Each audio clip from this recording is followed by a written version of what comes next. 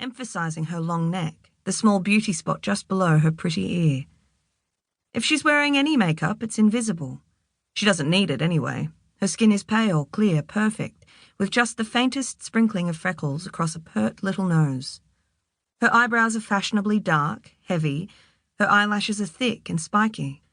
A fringe around those clear green eyes that gaze so bravely and honestly, windows to the soul, out into the world. She's a long way from the gaunt waif, dark shadows under her eyes, pale chapped lips, sharpened cheekbones, of her early post-release days. The way she speaks has changed since those first appearances too. The shrill of anxiety has gone. Her voice is low and melodious and has an appealing breathiness. She looks up frequently from her notes, frowning a little, or perhaps giving a surreptitious bite of the lip to let the audience know that she's appropriately nervous, that she's not taking this attention as her due, even if she's taking it in her stride.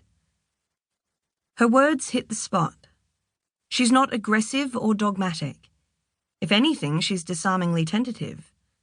"I'm not here to make you feel bad for me," she says. "I don't want to be seen as a victim."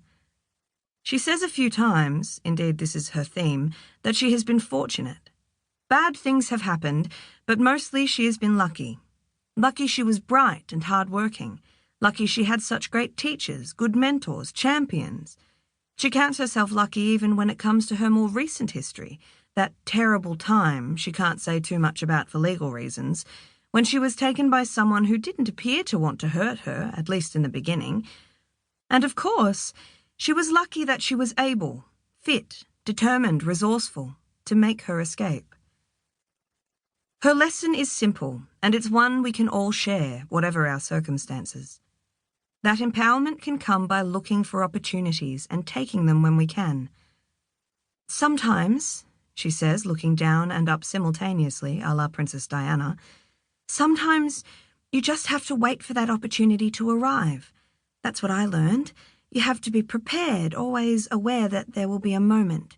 Even if it looks like nothing can get better, nothing can change, when you can get to somewhere better. Whether it's away from parents who aren't there for you, or school, or a job, or even in the sort of extreme circumstances I was in, you just have to have faith and seize any opportunities you can. I watch her speech again and again, although not for the sisterhood feels. Even the second time around, the third, and knowing what I know, it's compelling viewing. She's so young, so lovely, so earnest, and so fucking believable. There should be something that I can see, some sign, a flicker in those beautiful green eyes, some moment where she falls out of character, where I can say, gotcha. I'm trained, after all, to spot these moments. The random out-of-character licking of lips, idle hair twirling, random blinking, an unscripted step backward or forward, a tone that's not quite authentic. But there's nothing. Her performance is pitch perfect. Butter wouldn't melt in this girl's mouth, and I find myself wanting to believe every word that comes out of it.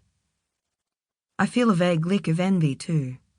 If she's not telling the truth, she's missed her calling, because Ellie Canning is a much finer actress than I'll ever be.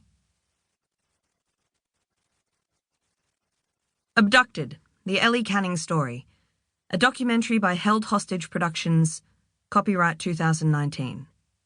Exterior. Camera pans across the valley town of Enfield Wash, Mount Waltham looming in the distance. Voiceover.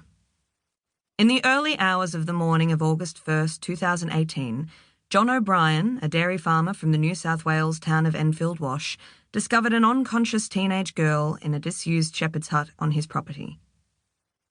O'Brien immediately contacted the authorities, and the girl, who would subsequently identify herself as Ellie Canning, was taken to the local hospital where she was treated for shock and hypothermia.